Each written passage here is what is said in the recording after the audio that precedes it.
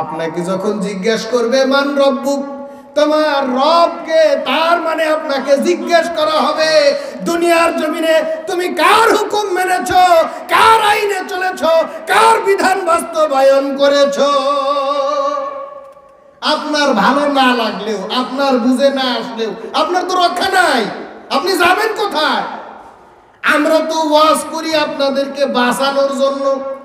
এই রব শব্দ আমাকে আপনাকে শুধুমাত্র কবরে রাখার সময় উচ্চারণ করা হবে না। আমি আর আপনি 5 ওয়াক্ত নামাজে যত রাকাত নামাজ আদায় করি, যত নফল নামাজ আদায় করি না কেন, প্রত্যেকটি রাকাতে রাকাতে অন্তত পক্ষে একবার রব শব্দ উচ্চারণ করা আমার আপনার জন্য ওয়াজিব। জবান খুলে বলেন সুবহানাল্লাহ। আমরা পড়ি আলহামদুলিল্লাহি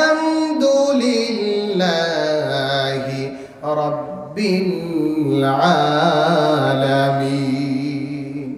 মানে তো হাজিরিন,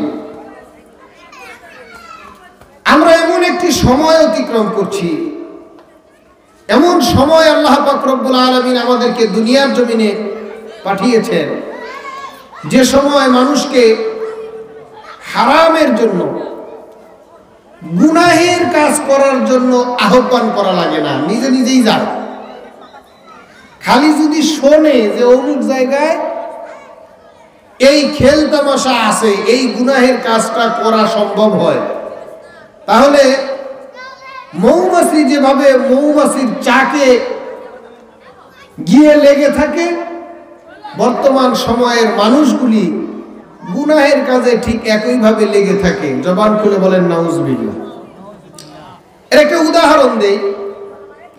আপনারা আমাদের সমাজে, আমাদের দেশে, আমাদের গ্রামে, আমাদের ইউনিয়নে ফুটবল খেলা হয় কিনা? ফুটবল খেলা হয় না?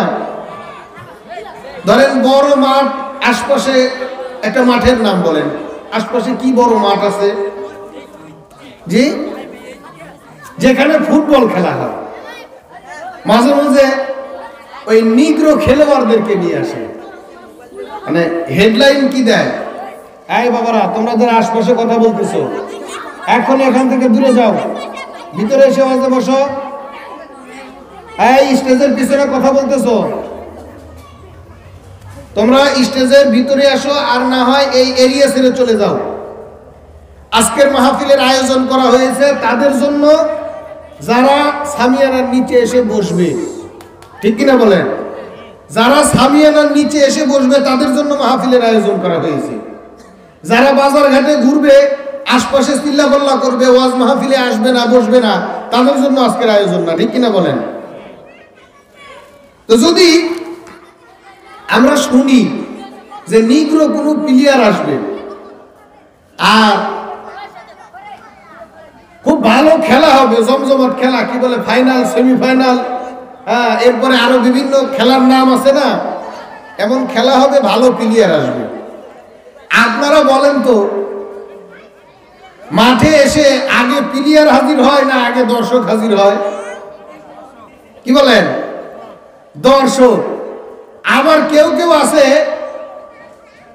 সকাল থেকে গিয়ে জায়গা দখল করে রাখে, যাতে খেলাটা একেবারে ফুলফিল ভাবে দেখা যায়, যাতে দেখতে বিন্দু মাত্র কষ্ট না হয়, ভালো ভালো জায়গাগুলি বাইসে ধরে রাখে। ঘন্টার পর ঘন্টা অপেক্ষা করে, পরে খেলার প্লেয়ার আসে, খেলা আরম্ভ হবে তার 5-10 মিনিট আগে, ঠিক কিনা বলেন? মানুষের কত আগ্রহ ফুটবল খেলা, যেটা আমরা দেখি আল্লাহর দুনিয়ায়।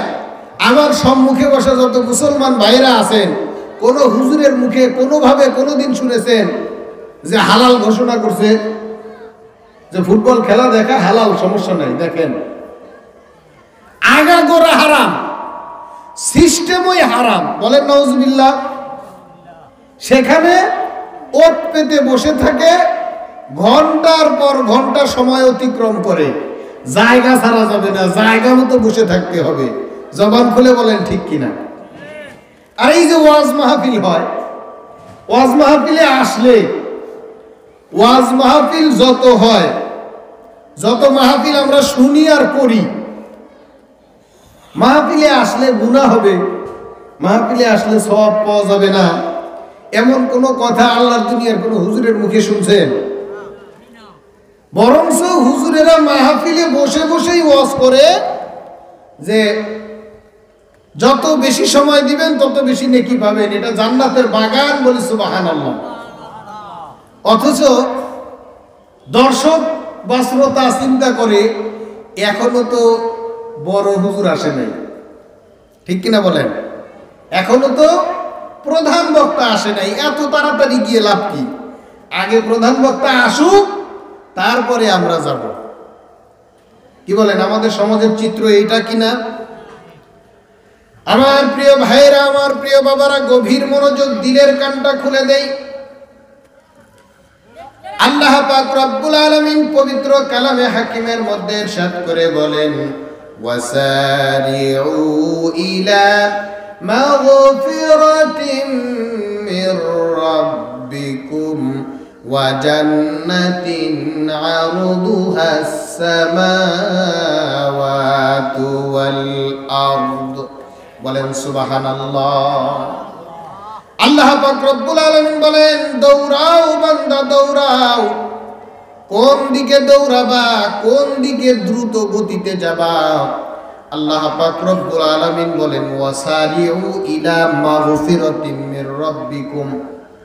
তোমাদের প্রতিপালক, তোমাদের প্রভু মহান রবের ক্ষমার দিকে দৌড়াও, আর সেই জান্নাতের দিকে দৌড়াও যেই জান্নাতের তলদেশ দিয়ে নহর ধারা প্রবাহিত। বলেন সুবহানাল্লাহ। আল্লাহ পাক রব্বুল আলামিন আমাদেরকে আল্লাহ পাক রব্বুল আলামিনের ক্ষমার দিকে দৌড়ানোর কথা বলেন, জান্নাতের দিকে দৌড়ানোর কথা বলেন, ভালোর দিকে দৌড়ানোর কথা বলেন, নেকির দিকে দৌড়ানোর কথা বলেন। কিন্তু আমরা কপাল পোড়া মুসলমান, সময় এমন চলতেছে, মানুষেরা কিসের ক্ষমার দিকে দৌড়াবে, কিসের রবের আহ্বানের দিকে দৌড়াবে? মানুষেরা শুধু জাহান্নামের দিকে আর গুনাহের কাজের দিকে পঙ্গপালের মতো ছুটে বেড়াইতেছে। বলেন নাউজুবিল্লাহ। কি বলেন, তাই না? আমার প্রিয় ভাইরা, আমার প্রিয় বাবারা, আমরা যেই দেশে বসবাস করি, আমরা দাবি করি শতকরা 90% মুসলমান আমরা বসবাস করি। কিন্তু এই শতকরা 90% মুসলমানের দেশে একটা হারাম থেকে মুসলমানদেরকে ফেরানোর জন্য দিনের পর দিন, রাতের পর রাত কোরআন হাদিসের দলিল উপস্থাপন করে করে বারংবার ফেরানোর চেষ্টা করা হয়। কিন্তু কপাল পোড়া মুসলমান ওয়াজির জায়গা ওয়াজ রেখে ওই হারামের দিকেই দৌড়াইতে থাকে। বলেন নাউজুবিল্লাহ। ঠিক কিনা বলেন? একটা উদাহরণ দেই। যেদিন থেকে বাংলার জমিনে ঘোষিত হয়েছে 14ই ফেব্রুয়ারি বিশ্ব ভালোবাসা দিবস, সেদিন থেকে ওলামায়ে কেরাম প্রোটেস্ট করছে 14ই ফেব্রুয়ারি কোনো ভালোবাসা দিবস নয়। মুসলমান ইতিহাস জানো, ইতিহাস বুঝো, ইতিহাস দেখো। ভ্যালেন্টাইন্স ডে মানে তো ভালোবাসা দিবস নয়, তাহলে কার পিছনে দৌড়াও? এর ইতিহাসটা দেখো। সেন্ট ভ্যালেন্ট একজন খ্রিস্ট ধর্মযাজক, একজন নারীর অবৈধ প্রেমে আসক্ত হয়ে তার জীবন দেওয়া লেগেছে। তার অপরাধের কারণে সে অন্যায়মূলকভাবে প্রেম ভালোবাসা করেছিল, যার কারণে তাকে শাস্তি দিয়ে, দণ্ড দিয়ে, তাকে মৃত্যুদণ্ড তার কার্যকর করা হয়েছিল। সেই দিনকে কেন্দ্র করে বাংলার জমিনের অবুঝ নাদান নাখান্দার মুসলমান, মূর্খ জাহেল কপাল পোড়া কিছু মুসলমান সেই খ্রিস্ট ধর্মযাজকের অপকর্মের দিনটাকে ভালোবাসার দিন হিসেবে ব্যবহার করে। বলেন নাউজুবিল্লাহ। এই যে ওয়াজ নসিহত করা হইতেছে, এরপরেও দেখবেন খবরাখবরে পত্র পত্রিকায় দেখবেন বলতেছে যে আজকে হাজার হাজার লক্ষ লক্ষ কোটি কোটি টাকার ফুল বিক্রি হয়েছে। আবার আমরা যারা হুজুর, আমাদেরকে একটু কোণঠাসা করার জন্য কয় হুজুরদের হৃদয়ে তো মায়া মমতা নাই, ভালোবাসা নাই, এই জন্য হুজুররা ভালোবাসা বুঝে না। আমরা ভালোবাসার কথা বলি আর হুজুররা বিরোধিতা করে। ভালোবাসা কি খারাপ জিনিস নাকি? ভালোবাসা তো বাপ মায়ের জন্য ভালোবাসা, ভালোবাসা তো ভাই বেরাদারের জন্য ভালোবাসা, বন্ধু বান্ধবের জন্য ভালোবাসার খারাপ কি? বলেন নাউজুবিল্লাহ। আমরা বলি তোমরা ভালোবাসার দোহাই দিয়ে, ভালোবাসার মুখোশ ব্যবহার করে তিক্ত, জঘন্য, নগণ্য, একেবারে নিকৃষ্টতম কাজে লিপ্ত হও, যা আল্লাহ পাক রব্বুল আলামিন কোনোভাবে সমর্থন করেন না। এমন অন্যায় করো যেই অন্যায়ে আল্লাহর আরশ পর্যন্ত কেঁপে ওঠে। বলেন নাউজুবিল্লাহ। এই যে লক্ষ লক্ষ টাকার ভালোবাসা দিবসের নামে ফুল বিক্রি হয়, এই যে ভালোবাসার আদান প্রদান হয়, এগুলি আমরা যা দেখি সব অবৈধ। বলেন নাউজুবিল্লাহ, ঠিক কিনা বলেন? আমি তো আর মঙ্গল গ্রহে ওয়াজ করতেছি না, বাংলাদেশে বসে গাজীপুরের ঐতিহ্যবাহী এলাকা হরিদেবপুর এলাকায় বসে ওয়াজ করতেছি, ঠিক কিনা বলেন? আপনারা তো সবই জানেন, খালি আমি জানি না। কিন্তু তারা আমাদেরকে ভালোবাসার আড়ালে জঘন্যতম কাজের শিক্ষা দিতে চায়। এই যে লক্ষ লক্ষ টাকার, কোটি কোটি টাকার ফুল বিক্রি হয়, কোন সন্তান তার মাকে ফুল দেয় না, কোন মা তার সন্তানকে ফুল দেয় না, বরঞ্চ ফুল তো আদান প্রদান তাদের সঙ্গে করে যাদের সঙ্গে দেখা সাক্ষাৎ করাই হারাম। বলেন নাউজুবিল্লাহ। ওই যে গল্পে আছে, শুনতে খারাপ শোনা যায়, যে 14ই ফেব্রুয়ারি এক কলেজ ছাত্রী তার মাকে বলতেছে, মা আমার আজকে একটু এক্সট্রা ক্লাস আছে, এজন্য আমি বাড়ির থেকে বের হইতেছি। এখন মা বলে, মা মেয়েকে বলে, মারে এই এক্সট্রা ক্লাসেই তোর জন্ম হয়েছিল, তুই এই এক্সট্রা ক্লাস করার জন্য যাইস না। আপনাদের ভালোবাসা কোথায় লুকিয়ে আছে? কোন ভালোবাসা মুসলমানদেরকে শিক্ষা দিতে চান?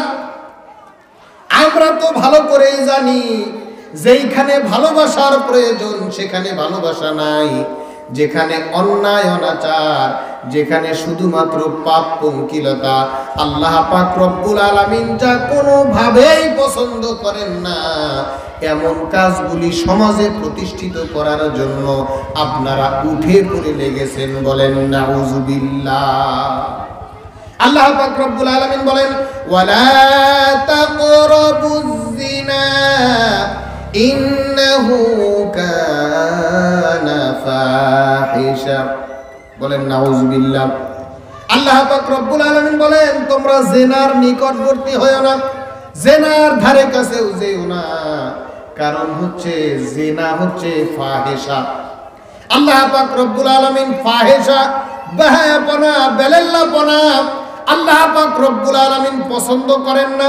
কিন্তু আমাদের সমাজে বেহায়াপনা, বেলেল্লাপনা প্রতিষ্ঠিত করার জন্য কিছু শিক্ষিত নামধারী আল্লাহ পাক রব্বুল আলামিনের নাফরমান বান্দা জাহান্নামের কীটগুলি আমাদের মতো যারা ফাহেসা কাজে জড়াইতে চায় না, তাদেরকে কলঙ্কিত করতে চায়, তাদের উপরে অপবাদ দিতে চায় যে তারা জাতির ভালো চায় না, ভালোবাসা বোঝে না। জবান খুলে বলেন নাউজুবিল্লাহ। ভালোবাসা কাকে কয়? ভালোবাসা যদি পেতে চাও, ভালোবাসা যদি দিতে চাও, তাহলে মুসলমান আল্লাহর কোরআনের কাছে আসো, সেন্ট ভ্যালেন্টাইনের নিকট নয়। জবান খুলে বলেন ঠিক কিনা? আমার প্রিয় ভাইরা, আমার প্রিয় বাবারা, ভালোবাসা সকলেই পেতে চায়, ঠিক কিনা বলেন? ভালোবাসা সকলেই পেতে চায়, সকলেই চায় যে আমাকে সবাই ভালোবাসুক। খালি নির্দিষ্ট একজনের ভালোবাসা দিয়ে জীবন চলে, পেট চলে? নির্দিষ্ট একজনের ভালোবাসা দিয়ে জীবন চলে না, পেট চলে না। এটা হচ্ছে আবেগ। ভালোবাসা আমরা সকলেই পেতে চাই। ভালোবাসা যদি পেতে চাই তাহলে আল্লাহর কোরআনের বর্ণনা অনুযায়ী আমাদেরকে ভালোবাসা দিতে হবে। যদি আল্লাহর কোরআন এবং রাসূলের হাদিস অনুপাতে আমরা একে অপরকে ভালোবাসি তাহলে এই ভালোবাসা কোনোদিন ম্লান হবে না। একটু জবান খুলে বলেন সুবহানাল্লাহ। এজন্য একটু ভালোবাসার ওয়াজ করি। আল্লাহ পাক রব্বুল আলামিন বলেন, কুল ইন কুনতুম তুহিব্বুনাল্লাহা ফাত্তাবিউনি ইউহিব্বুকুমুল্লাহ ওয়া ইয়াগফির লাকুম যুনুবাকুম ওয়াল্লাহু গফুরুর রহিম।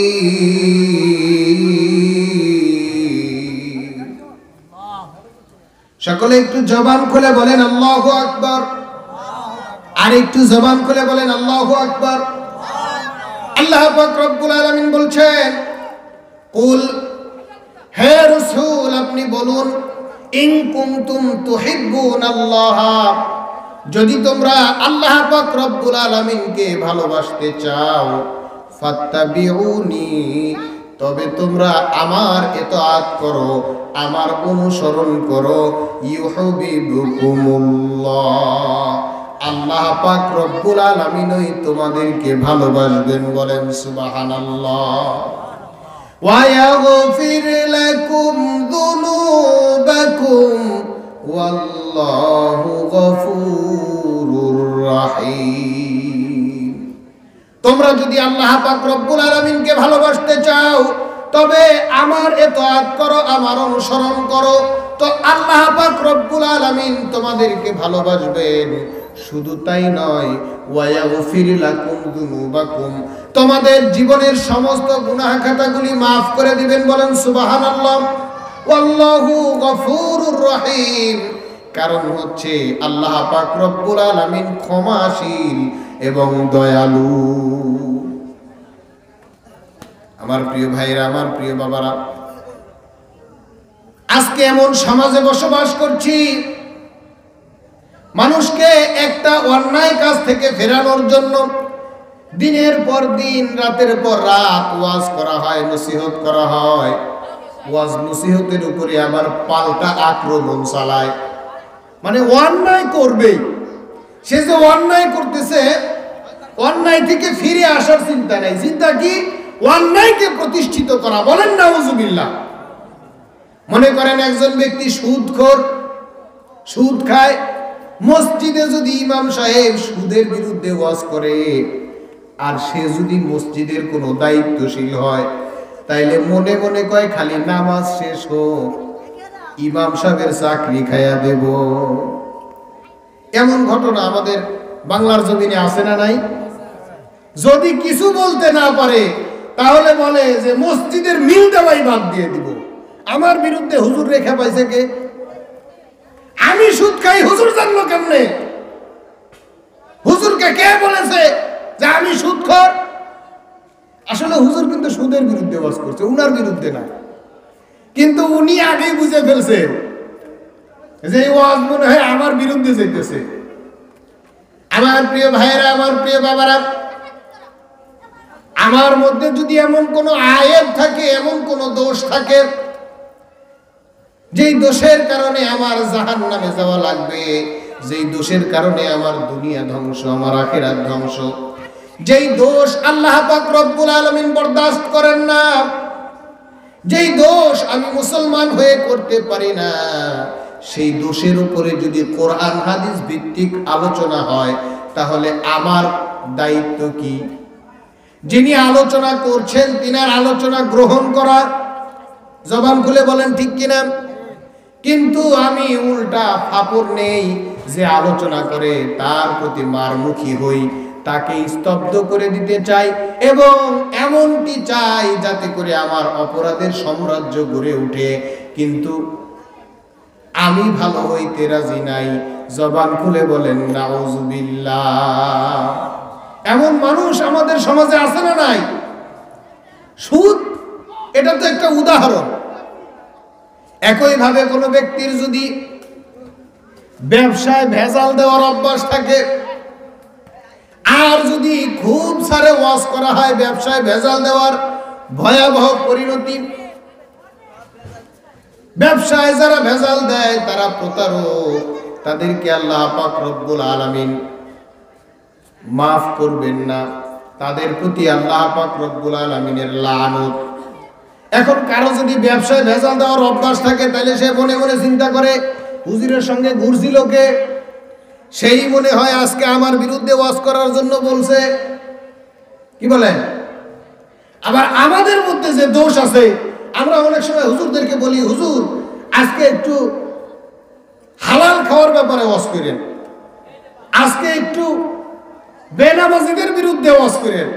কিন্তু আমার ভিতরে যে দোষ আছে, এই দোষের উপরে হুজুরকে আলোচনা করার জন্য কোনোদিনও বলি না যে না, আমারটা আমার ভিতরে থাক, এইটা নিয়ে ওয়াজ করার দরকার নাই, আমি আবার মন মতো চলি। বলেন নাউজুবিল্লাহ। আমার প্রিয় ভাইরা, আমার প্রিয় বাবারা, মুসলমানদের তো কর্ম পদ্ধতি, চিন্তা চেতনা এমনটি হতে পারে না। মুসলমান তো কোরআন হাদিসের বাহিরে চলতে পারে না। মুসলমান যা কিছু করবে সব কিছু একমাত্র কার সন্তুষ্টির জন্য করবে। আপনারা কি আছেন না গেছেন? আপনারা কি আমার আলোচনা শুনতেছেন, বুঝতেছেন? তাহলে আমাদের সব কাজ কার সন্তুষ্টির জন্য করতে হবে? আল্লাহর হাবিব সাল্লাল্লাহু আলাইহি ওয়াসাল্লাম বলেন, মান আহাব্বা লিল্লাহি ওয়া আবগাদা লিল্লাহি ওয়া মানআ লিল্লাহি ফাকাদ ইসতাকমালাল ঈমান। বলেন সুবহানাল্লাহ।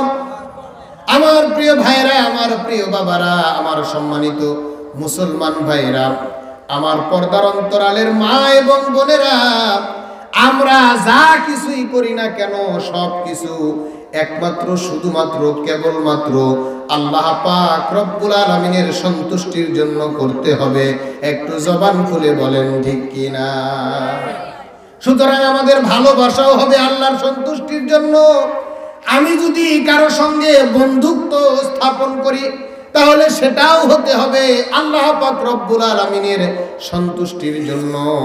আর কারো সঙ্গে যদি আমার মন মালিনতার সৃষ্টি হয়, রাগারাগি হয়, এক কথায় শত্রুতাও যদি হয়, সেটাও হতে হবে আল্লাহর সন্তুষ্টির জন্য। জবান খুলে বলেন ঠিক কিনা? সম্মানিত হাজিরিন, আমরা আল্লাহর সন্তুষ্টির জন্য কাজ করতে ব্যর্থ হচ্ছি। আমরা দুনিয়া নিয়ে পড়ে আছি, এবং দুনিয়া নিয়ে এমন ভাবে পড়ে আছি, দুনিয়ায় তো আল্লাহ পাক রব্বুল আলামিন পাঠাইছেন, দুনিয়াতেই তো থাকা লাগবে। দুনিয়ার থেকে যাওয়ার সময় হইলে তো যাইতে পারবো। আল্লাহ পাক রব্বুল আলামিন যখন আমাদের হায়াতের পুঁজি ফুরিয়ে যাবে, শেষ করে দিবেন, তখনই তো আমরা বিদায় নিতে পারবো। তার আগ পর্যন্ত এই দুনিয়ার জমিনে আমরা যে থাকবো, আমাদের থাকতে হবে আল্লাহর হুকুম এবং নবীর তরিকা মোতাবেক। জবান খুলে বলেন ঠিক কিনা?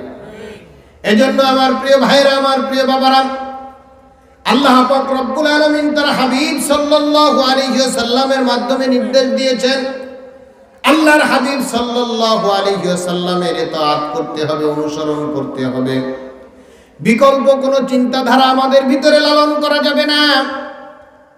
আল্লাহর হাবিব সাল্লাল্লাহু আলাইহি ওয়াসাল্লাম বলেন, লা ইউমিনু আহাদুকুম হাত্তা আকুনা আহাব্বা ইলাইহি মিন ওয়ালিদিহি ওয়া ওয়ালাদিহি ওয়ান নাসি আজমাইন। বলেন সুবহানাল্লাহ। আল্লাহর হাবিব সাল্লাল্লাহু আলাইহি ওয়াসাল্লাম আল্লাহ পাক রব্বুল আলামিনের শপথ করে বলেন, আল্লাহি, আল্লাহর শপথ, লা ইউমিনু আহাদুকুম, তোমাদের মধ্যে ততক্ষণ পর্যন্ত ওই ব্যক্তি ইমানদার হইতে পারবে না, হাত্তা আকুনা আহাব্বা ইলাইহি মিন ওয়ালিদিহি ওয়া ওয়ালাদিহি ওয়ান নাসি আজমাইন, যতক্ষণ পর্যন্ত সে তার সন্তান সন্ততি, সে তার পিতামাতা, তার জীবন, এমনকি দুনিয়ার সব কিছুর চাইতে আমাকে বেশি ভালো না বাসবে ততক্ষণ পর্যন্ত ব্যক্তি ইমানদার হইতে পারবে না। একটু জবান খুলে বলেন সুবহানাল্লাহ। আমাদের ভালোবাসা, আমরা যারা মুসলমান, আজকে যারা ওয়াজ মাহফিল শুনতে আসছি, আমাদের ভালোবাসা কার জন্য আছে? একটু চক্ষুটা বন্ধ করে, বালিশের সঙ্গে যখন মাথা লাগাই, চক্ষুটা বন্ধ করে যদি একটু চিন্তা করি যে আমি সবচেয়ে বেশি ভালোবাসি কাকে? আমাদের কারোর চোখের সম্মুখে সন্তানের প্রতিচ্ছবি ভেসে উঠবে, কারো চোখের সম্মুখে স্ত্রীর প্রতিচ্ছবি ভেসে উঠবে, কারো কাছে সম্পদ ভেসে উঠবে, কিন্তু আল্লাহর নবীকে সবচাইতে বেশি ভালোবাসি এমন লোক খুঁজে পাওয়া দায় হয়ে যাবে।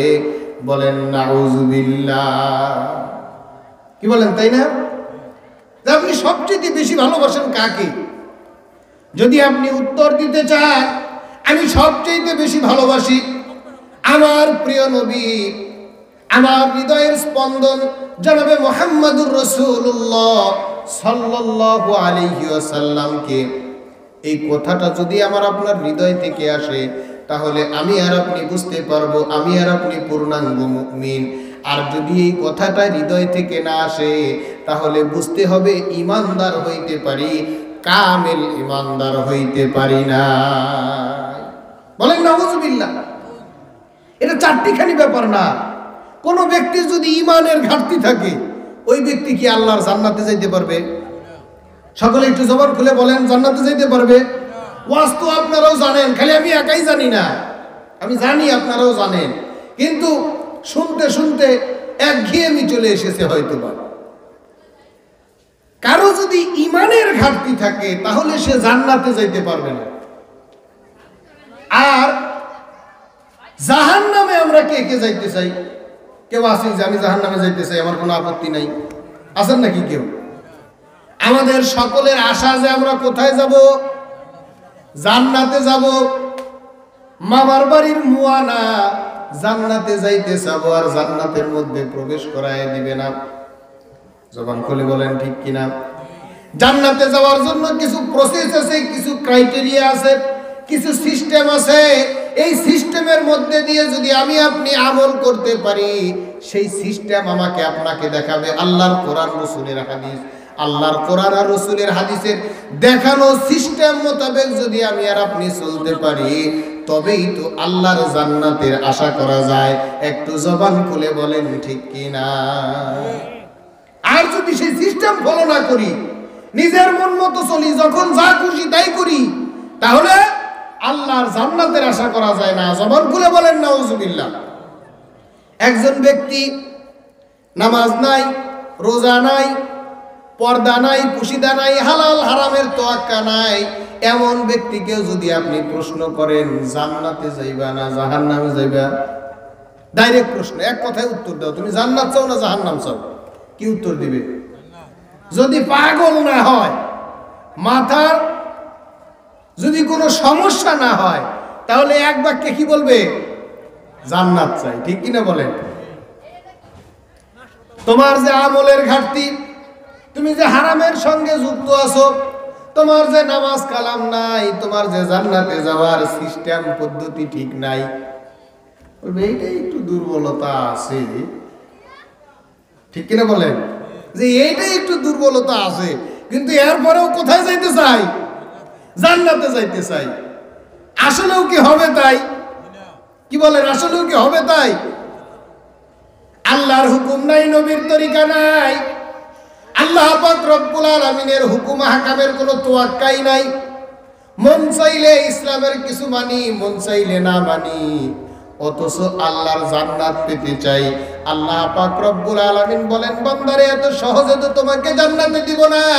আম হাসিবতুম আন তাদখুলুল জান্নাতা ওয়ালাম্মা ইয়া'লামিল্লাহুল্লাযীনা জাহাদু ইলা আখিরিল আয়াত। আল্লাহ পাক রব্বুল আলামিন বলেন, তোমরা কি মনে করো যে এমনি এমনি খালি জান্নাতে যাইতে চাবা আর জান্নাতে যেতে পারবা? বিষয়টি তো এত সহজ নয়।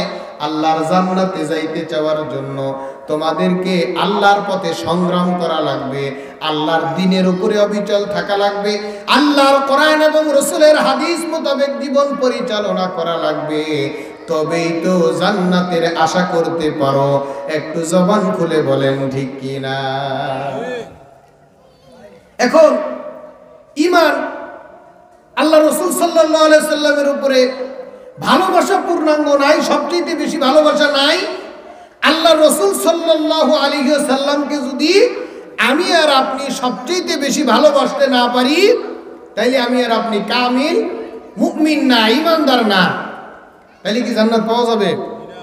হযরত ওমর ইবনুল খাত্তাব রাদিয়াল্লাহু তাআলা আনহু, এই যে আমার বাবারা, আমার ভাইরা, একটু গভীর মনোযোগ শুনতেছেন তো আপনারা? চলবে তো আর কিছুক্ষণ ইনশাআল্লাহ। একটু গভীর মনোযোগ দেন, খুবই গুরুত্বপূর্ণ কথা, আবেগী কথা নয়, আমার মন মস্তিষ্ক প্রসূত কোনো কথা নয়। হযরত ওমর ইবনুল খাত্তাব রাদিয়াল্লাহু তাআলা আনহু আল্লাহর রাসূল সাল্লাল্লাহু আলাইহি ওয়াসাল্লামকে বললেন, ইয়া রাসূলুল্লাহ, ইয়া হাবিবাল্লাহ, আমি আপনাকে ভালোবাসি। আল্লাহ রাসূল সাল্লাল্লাহু আলাইহি ওয়াসাল্লাম বলেন, ওমর, তুমি কি তোমার জীবনের চাইতেও আমাকে বেশি ভালোবাসো? ওমর ইবনুল খাত্তাব রাদিয়াল্লাহু তাআলা আনহু বললেন, ইয়া রাসূলুল্লাহ, ইয়া হাবিবাল্লাহ, আমি আপনাকে আমার জীবনের চাইতে তো বেশি ভালোবাসি না। ভালোবাসি, আপনাকে ভালোবাসি, অনেক ভালোবাসি, কিন্তু আমার জীবনের চাইতে তো বেশি ভালোবাসি না। আল্লাহ রাসূল সাল্লাল্লাহু আলাইহি ওয়াসাল্লাম বললেন, ওমর, তুমি পূর্ণাঙ্গ ঈমানদার হইতে পারো না। ওমর ইবনুল খাত্তাব রাদিয়াল্লাহু তাআলা আনহু যেন থা মেরে গেলেন, কিছুক্ষণ স্তব্ধ হয়ে রইলেন। আবার আল্লাহ রাসূল সাল্লাল্লাহু আলাইহি ওয়াসাল্লামের হাত মোবারক চেপে ধরে বললেন, ইয়া রাসূলুল্লাহ, ইয়া হাবিবাল্লাহ, আমি আপনাকে আমার জীবনের চাইতেও বেশি ভালোবাসি। বলেন সুবহানাল্লাহ। আল্লাহ রাসূল সাল্লাল্লাহু আলাইহি ওয়াসাল্লাম বললেন, আল আন, হ্যাঁ এখন ওমর, তুমি এখন পূর্ণাঙ্গ ঈমানদার হয়েছো। বলেন সুবহানাল্লাহ।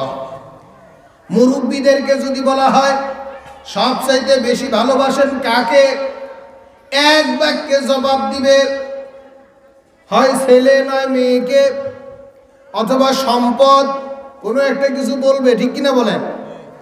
আর এই যে বর্তমান সময়ে আমাদের সমাজের টুনার টুনি, অনেক এলাকার ভাষায় গেদা আর গেদি, মানে যুবক আর যুবতী, যদি কোনো যুবককে তার কোনো দুলাভাই একাকী নীরবে নিভৃতে জিজ্ঞাসা করে, শ্যালক বাবু, তুমি তো যুবক হয়েছো, তোমার বিবাহের সময় হয়ে গিয়েছে, বেশ ভালো কথা, তোমার বয়সে পরিণত হয়েছে, তোমার কাছে একটু জানতে চাই, তোমার ভালোবাসার কেউ আছে না নাই?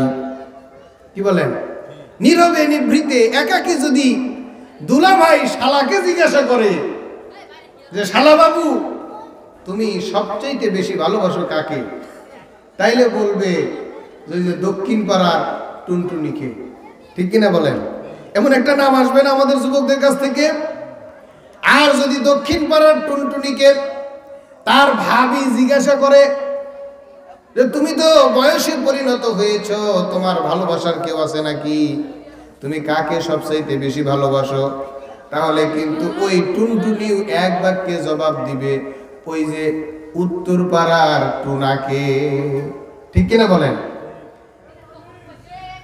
নিছক কোনো কথা বলছি না, বুঝানোর জন্য বলছি। এটা আমাদের জন্য আফসোসের বিষয়, পরিতাপের বিষয়। মুসলমানের সবচেয়ে বেশি ভালোবাসা হৃদয়ে জমে থাকার কথা ছিল জনাবে মুহাম্মদুর রাসূলুল্লাহ সাল্লাল্লাহু আলাইহি ওয়াসাল্লামের প্রতি, কিন্তু মুসলমান ভুলে গিয়েছে সেই ভালোবাসা। মুসলমান দুনিয়ার মানুষ, দুনিয়ার অর্থ সম্পদ, দুনিয়ার বিভিন্ন কিছুর মধ্যে তার জীবনের ভালোবাসাগুলি মিশিয়ে দিয়েছেন। একটু জবান খুলে বলেন নাউযুবিল্লাহ। এই ভালোবাসা দিয়ে জান্নাত আশা করা যায়? এই ভালোবাসা দিয়ে আল্লাহর জান্নাত আশা করা যায়? কি বলেন? আমার প্রিয় ভাইরা, আমার প্রিয় বাবারা, আল্লাহর দ্বীনের প্রতি আমাদের কোনো মহব্বত নাই, ভালোবাসা নাই। দুনিয়ার জমিনে কেউ তো কাউকে এমন ভালোবাসে, মানে ভালোবাসার শেষ নাই। ধরেন নেতাকে ভালোবাসে, নেতার জন্য বুক পেতে দেয়, বলে যে নেতা আপনার জন্য আমি সংগ্রামী কর্মী, এই যে আমার বুক পেতে দিয়েছি, আপনার জন্য জীবন দিয়ে দিব, আমার কোনো আফসোস নাই। বলেন নাউজুবিল্লাহ। কিন্তু এই নেতা দেখা যায় কালের আবর্তে বিপদে পড়লে ওই নেতার সামনে বুক পেতে দেওয়া কর্মীকে থুইয়া নিজেই ভাইগা চইলা যায়। কি বলেন? এমন ঘটনা আমাদের দেশে আছে না নাই? নেতার জন্য জান দিয়ে দিবে, নেতার জন্য 15-20 বছর জান ভয় করলো, যা দেওয়া লাগে সব দিয়ে দিল, কিন্তু সময় হয়েছে আর নেতা কর্মী দিয়ে বলাইছে। কি বলেন? হয়েছে কিনা? এগুলি হচ্ছে আমাদের শিক্ষা নেওয়া দরকার।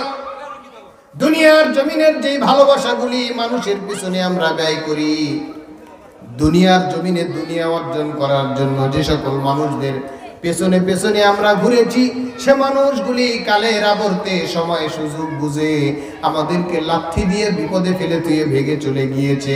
এমন মানুষের পিছনে যদি কিয়ামত পর্যন্ত পড়ে থাকি, তাহলে শুধুমাত্র জীবনটা বৃথাই হবে, এখান থেকে ভালো কিছু আশা করা যায় না। একটু জবান খুলে বলেন ঠিক কিনা? যেই মানুষ দুনিয়ার বিপদে আমাকে আপনাকে বিপদে ফেলে ধুয়ে চলে গেল, ওই মানুষটা বুঝি আখিরাতে বিপদে পড়লে আমাকে আপনাকে বাঁচাবে? কি বলেন? যে দুনিয়াতে বিপদে পড়ে আমাকে আপনাকে ধুয়ে পালায়, যেই মানুষ দুনিয়ার ঠেলাই সামলাইতে পারে না, ওই মানুষের জন্য আপনি জীবন দেন, ওই মানুষের পিছনে আপনি ঘুর ঘুর করেন, ওই মানুষের কাছ থেকে ভালোবাসা আদায় করতে চান, ওই মানুষের কাছ থেকে কিছু পাওয়ার আশা করেন, এ সব কিছু হচ্ছে বৃথা। আমরা যদি কিছু পেতে চাই, আল্লাহর কাছে পেতে চাইতে হবে। আমরা যদি ভালোবাসতে চাই, জনাবে মুহাম্মদুর রাসূলুল্লাহ সাল্লাল্লাহু আলাইহি ওয়াসাল্লামকে ভালোবাসতে হবে। জবান খুলে বলেন ঠিক কিনা? আমার প্রিয় ভাইরা, আমার প্রিয় বাবারা, আপনারা বুঝতেছেন তো? এই গতানুগতিক ওয়াজ মনে হচ্ছে যে খালি কোনো মতে, নাকি এগুলি দরকারি কথা? আমার প্রিয় ভাইরা, আমার প্রিয় বাবারা, আল্লাহ পাক রব্বুল আলামিন জনাবে মুহাম্মদুর রাসূলুল্লাহ সাল্লাল্লাহু আলাইহি ওয়াসাল্লামের ইতাআত করার নির্দেশ দিলেন, অনুসরণ করার নির্দেশ দিলেন। আল্লাহ পাক রব্বুল আলামিন বললেন, বান্দারে, যদি তোমরা আমাকে ভালোবাসতে চাও, তাহলে আমার বন্ধুর তোমরা অনুসরণ করো, ইতাআত করো। আমরা ওয়াজ মাহফিলে বললাম, হ্যাঁ ঠিক আছে, ঠিক আছে, কিন্তু ওয়াজ মাহফিলের বাহিরে গিয়ে বললাম, হুজুররাও নাকি আবার রাজনীতি করে। ঠিক কিনা বলেন? বলে যে অনেক আমাদের দেশের অনেক নেতা কর্মীরা বলে যে রাজনীতি তো কোরআনে নাই। মানে আমার কথা হলো, রাজনীতি যদি কোরআনে না থাকে, তুমি কি হিন্দু না মুসলমান? যে এটা কোরআনে নাই, এটা তুমি করো কেন? ঠিক কিনা বলেন? রাজনীতি কোরআনে নাই, তুমি কইরো না। বলে না, রাজনীতি কোরআনে নাই, আমরা করব, কিন্তু হুজুরদের করা যাবে না। বলেন নাউজুবিল্লাহ। আমার প্রিয় ভাইয়েরা, আমার প্রিয় বাবারা, আমরা ওয়াজ মাহফিলে একরকম স্বীকারোক্তি, আমরা একরকম কথা, একরকম শিক্ষা গ্রহণ করি। মসজিদে দ্বীনি হালাকাগুলি থেকে একরকমের শিক্ষা, একরকমের কথা গ্রহণ করি। আর যখন এই পরিবেশ থেকে উঠে চলে যাই, তখন সম্পূর্ণ বিপরীত আচরণ করি। একটু জবান খুলে বলেন নাউজুবিল্লাহ। আল্লাহ পাক রব্বুল আলামিন আমাকে আপনাকে দুনিয়ার জমিনে কেন পাঠিয়েছেন? আমার আপনার জানতে হবে, শিখতে হবে, বুঝতে হবে, মানতে হবে। দুনিয়ার জমিনের নিছক কোন কাজের জন্য, অযথা কোন কাজের জন্য আল্লাহ পাক রব্বুল আলামিন আমাকে আপনাকে পাঠান নাই। একটু জবান খুলে বলেন ঠিক কিনা? কোন কাজ কোরআন হাদিসের বাহিরে আমি আপনি করতে পারবো না। কোরআন হাদিসের বিপক্ষে যদি আমি আর আপনি কোনো কাজ করি, তাহলে আল্লাহর দরবারে জবাবদিহি করতে হবে। একটু জবান খুলে বলেন ঠিক কিনা? অনুসরণ করতে হবে জনাবে মুহাম্মদুর রাসূলুল্লাহ সাল্লাল্লাহু আলাইহি ওয়াসাল্লামের। জনাবে মুহাম্মদুর রাসূলুল্লাহ সাল্লাল্লাহু আলাইহি ওয়াসাল্লামের নীতি আদর্শ আমাদের গ্রহণ করতে হবে। আমরা ওয়াজ মাহফিলে বসে বলি হ্যাঁ ঠিক আছে তাই করতে হবে। আমরা জনাবে মুহাম্মদুর রাসূলুল্লাহ সাল্লাল্লাহু আলাইহি ওয়াসাল্লামকে খাবার টেবিলে রাখতে চাই, পড়ার টেবিলে রাখতে চাই, ঘরের মধ্যে রাখতে চাই, মসজিদের মধ্যে রাখতে চাই, ওয়াজ মাহফিলে রাখতে চাই। কিন্তু রাষ্ট্র পরিচালনার ক্ষেত্রে আল্লাহর জমিনে আল্লাহর দ্বীন প্রতিষ্ঠিত হোক, জনাবে মুহাম্মদুর রাসূলুল্লাহ সাল্লাল্লাহু আলাইহি ওয়াসাল্লামের সুন্নাহ প্রতিষ্ঠিত হোক, এইটা মেনে নিতে পারি না এমন মুসলমান আমাদের সমাজেও আছে কিনা? এগুলিকে নিছক রাজনীতি, মানে বকওয়াস মনে করে হুজুররা এগুলা অযথা বলে, ক্ষমতার জন্য বলে, এগুলা হুজুররা আমাদেরকে ভুল বুঝায়, বলেন নাউজুবিল্লাহ। শেষ কথা দিয়ে শেষ করছি। আপনাদের এলাকার কৃতি সন্তান হযরত মাওলানা সোহরাব হোসেন সাহেব কিছুক্ষণের মধ্যেই আপনাদের মাঝে তাশরীফ আনবেন। তিনি সংক্ষিপ্ত সময় আলোচনা করার পরেই প্রধান আলোচক ইনশাআল্লাহ স্টেজে চলে আসবে। সকলেই বলি ইনশাআল্লাহ। আমি একটু মাইক বাজাইতেছি আর কি। আমরা যখন মারা যাব না আমরা, এমন কোন বাপের বেটা আছে, বাপের বেটা সাদ্দাম আজকে ঘোষণা দিক যে আমি মরবো না, আমারে কে মারে আমি দেখে নিব, আছে নাকি এমন কেউ? মরতে কিন্তু আমাদের সকলকেই হবে। আমি আর আপনি যখন মারা যাই, মারা যাওয়ার পরে আমাকে আপনাকে যখন জানাজা সম্পন্ন করে ওই যে কবরের মধ্যে রাখে, কবরে রাখার সময় একটা দোয়া বলে কিনা? কি বলেন? একটা দোয়া বলে না? কি দোয়া বলে? সকলে বলেন বিসমিল্লাহি ওয়া আলা মিল্লাতি রাসূলিল্লাহ। আমি বলি যাদের কোরআন হাদিসের রাজনীতি ভালো লাগে না, কোরআন হাদিসকে নিছক দুনিয়ার পচা নালা নর্দমার রাজনীতি মনে করো, যারা আল্লাহর জমিনে আল্লাহর কোরআন প্রতিষ্ঠিত করাকে ভালোবাসো না, আল্লাহর জমিনে আল্লাহর রাসূলের আদর্শ যাদের ভালো লাগে না, তোমরা ওসিয়ত করে যাও আমাদেরকে কবরে রাখার সময় এই দোয়া পড়ো না। কারণ এই দোয়ার মধ্যে যে কথা বলে এটা আপনার নীতি আদর্শের বিরোধী কথা বলে, আপনার চিন্তাধারার বিরুদ্ধের কথা বলে। আপনি বলেন কোরআন হাদিসের রাজনীতি নাই, আপনি বলেন যে হুজুররা রাজনীতি করতে পারবে না, আপনি বলেন যে হুজুররা কায়েমি স্বার্থ হাসিলের জন্য ওয়াজ মাহফিলে কেন রাজনীতির কথা বলবে? আপনাকে কবরে রাখার সময় বলা হয় আল্লাহর নামে রসুলের দলে। কি? কার নামে? বিসমিল্লাহি। কার নামে? আল্লাহর নামে। ওয়া আলা মিল্লাতি রাসূলিল্লাহ, রসুলের দলে তোমাকে রেখে গেলাম। এরপরে আসেন, আচ্ছা ঠিক আছে হুজুর এটা মানে নিলাম, কিন্তু এরপরে যখন মুনকার নাকির চলে আসবে আমার আপনার সওয়াল জবাব করার জন্য, সর্বপ্রথম কি প্রশ্ন করবে বলেন? আমি জানি আপনারা সবাই জানেন, বলতে ভয় পাচ্ছেন কেন? আপনারাই বলেন সর্বপ্রথম কি প্রশ্ন করবে? মান রব্বুকা। এখন রব শব্দের অর্থ কি? আমরা তো জানি রব শব্দের অর্থ প্রতিপালক, ঠিক কিনা বলেন? কিন্তু তাফসিরের মধ্যে এসেছে রব শব্দের অর্থ শুধুমাত্র প্রতিপালক নয়, রব শব্দের অর্থ হইতেছে তিনটা। কয়টা? রব শব্দের অর্থ হইতেছে প্রতিপালক, রব শব্দের অর্থ হইতেছে বিধানদাতা, রব শব্দের অর্থ হইতেছে আইনদাতা। আপনি কই যাবেন? এখানে রব আছে না নাই? আছে না নাই? আমরা বলছি সমস্ত প্রশংসা ওই আল্লাহ পাক রব্বুল আলামিনের জন্য, ওই রবের জন্য যিনি বিশ্বজাহানের প্রতিপালক। এই যে রব শব্দ, এই রব শব্দ তো আল্লাহ পাক রব্বুল আলামিন শুধুমাত্র প্রতিপালক হিসেবে ব্যবহার করেন না, আল্লাহ পাক রব্বুল আলামিন আইনদাতা, বিধানদাতা হিসেবে এই শব্দটি ব্যবহার করেন। আমার প্রিয় মুসলমান ভাইয়েরা, বাবারা, আমার কথা আপনার ভালো নাও লাগতে পারে, আপনার মনে হতে পারে হুজুর মনে হয় আমার বিরুদ্ধে লেগে গেছে, হুজুর মনে হয় আমার কায়েমি স্বার্থ ধ্বংস করতে চায়। আমার আপনার সঙ্গে কোনো শত্রুতা নাই, আপনাকে আমি চিনিও না জানিও না। আমি আল্লাহর বান্দা, আমি চাই আল্লাহর জমিনে আল্লাহর দ্বীন প্রতিষ্ঠিত হইতে হবে। আপনি আওয়ামী লীগ করেন, আপনি চান আওয়ামী লীগ প্রতিষ্ঠিত হোক। আপনি বিএনপি করেন, আপনি চান বিএনপি প্রতিষ্ঠিত হোক। আপনি জামাত করেন, আপনি চান জামাত প্রতিষ্ঠিত হোক। এরকম ধারণা, এরকম চিন্তা, এরকম ধ্যান যদি আমার আপনার মধ্যে থেকে থাকে, আমি আর আপনি ভুলের মধ্যে আছি। আমাকে আপনাকে সংশোধন হওয়ার জন্য আমি ছোট্ট হুজুর, আমার কথা আপনার শুনতে হবে না, মানতে হবে না। একটু আল্লাহর কোরআন ধরেন, রসুলের হাদিস পড়েন। এরপরে যদি মনে হয় আমি আপনাকে ভুল বুঝাইছি, আপনি আমারটা না মানেন। ঠিক কিনা বলেন?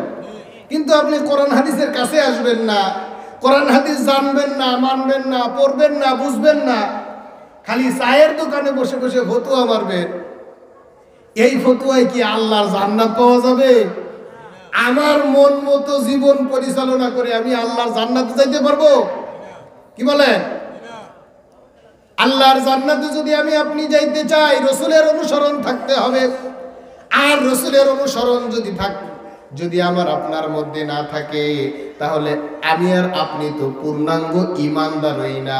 আর ঈমানদারের জন্য আল্লাহ পাক রব্বুল আলামিন বেঈমানের জন্য তো জান্নাত রাখেন নাই, জান্নাত তো ঈমানদারের জন্য রেখেছেন।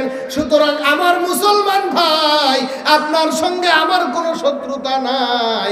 হয়তোবা আপনার বুঝতে ভুল হয়েছে, অথবা আমি আপনাকে বোঝাতে ব্যর্থ হয়েছি, অথবা আপনাকে কেউ বুঝাতে আসে নাই, যার কারণে আপনি আল্লাহর কোরআনের নিকটবর্তী হন নাই। আমার মুসলমান ভাই, আপনার কাছে আমি দাবি করে যাই, আপনি আল্লাহর কোরআনের কাছে আসেন, রসুলের হাদিসের কাছে আসেন। আল্লাহর কোরআন পড়েন, রসুলের হাদিস পড়েন। এরপরে যদি আপনার মনে হয় আমি ভুল বলেছি, আপনি আমারটা মাইনেন না, আমার কোনো আপত্তি নাই। কিন্তু আপনি দোকানপাটে বসে কথা শুনবেন না, কোরআন হাদিসের কাছে আসবেন না, কোরআন হাদিস বুঝবেন না, মানবেন না, জানবেন না, আর ওলামায়ে কেরামের বিরোধিতা করবেন। এতে ওলামায়ে কেরামের কিচ্ছু হবে না, আপনার জাহান্নামে যাওয়া লাগবে। জবান খুলে বলেন ঠিক কিনা? আমাকে স্তব্ধ করার জন্য আপনি আমাকে মারতে পারবেন, আপনি আমার কণ্ঠকে রোধ করতে পারবেন, আপনি আমার বিরোধিতা করতে পারবেন। এতে তো আপনার দুনিয়ার কিছু কায়েমি স্বার্থ হাসিল হবে, এতে করে তো আপনি আল্লাহর সঙ্গে ফাইট করে পারবেন না। কি বলেন? হুজুরকে থামাইয়া দেই, এখন যেমনে খুশি এমনে চলি, পরে কবরে যায় সেরকম মুনকার নাকির ফেরেশতার সঙ্গে পাসার ধরে পারমু নাকি বলেন? মুনকার নাকির ফেরেশতার সঙ্গে পাসার ধরে পারা যাবে না, তার কোনো ব্যাপারই না। দুনিয়ায় আমার কাছে কি বলে যে এসএমজি, তারপরে আরো কি কয়, ওই যে বিভিন্ন পিস্তল, বন্দুক, আরো কত কিছু ছিল, ভয়ে কেউ আসে নাই। কবরে যাওয়ার সময় যদি তোমার ওই একটা পিস্তল তোমার সাথে দিয়ে দেওয়া যায়, যে খুব দাপটি নেতা ছিল, খুব বেড়া ছিল, বাঘ ছিল এলাকার, যাকে দেখে সবাই ভয় পাইতো, তাইলে ওর সঙ্গে একটু ওর ওই যে সঙ্গের সাথীটা একটু দিয়ে দাও, কবরে যায় সেটা ফেরেশতাদের সঙ্গে একটু লাগবো। কি বলেন? পারতো না? পারবো না? মুঙ্গুর আগে যা ছিল তার চাইতে 3 গুণ বেশি হইব। বলবো যে তোর তো তওবা করার উপায় হয়ই নাই, আবার দুনিয়ার অপরাধটা সঙ্গে করে নিয়ে আসছো। আমার প্রিয় ভাইরা, আমার প্রিয় বাবারা, আমরা কার বান্দা? সকলে একটু জবান খুলে বলেন, আমরা কার বান্দা? আমরা কার দুনিয়ায় থাকি? আমাদেরকে প্রতিপালন করেন কে? আমাদেরকে রিজিক দেন কে? আল্লাহর দুনিয়ায় আমরা চলবো কার হুকুমে? আর একটু জবান খুলে বলেন, চলবো কার হুকুমে? আর কিছু লাগে? এতটুকুন হইলে তো আল্লাহ এমনি আমাদেরকে মাফ করে দিবেন। বলেন আলহামদুলিল্লাহ। আমার প্রিয় ভাইরা, আমার প্রিয় বাবারা, আল্লাহ পাক রব্বুল আলামিন আমাকে আপনাকে দয়া করেছেন, অনুগ্রহ করেছেন।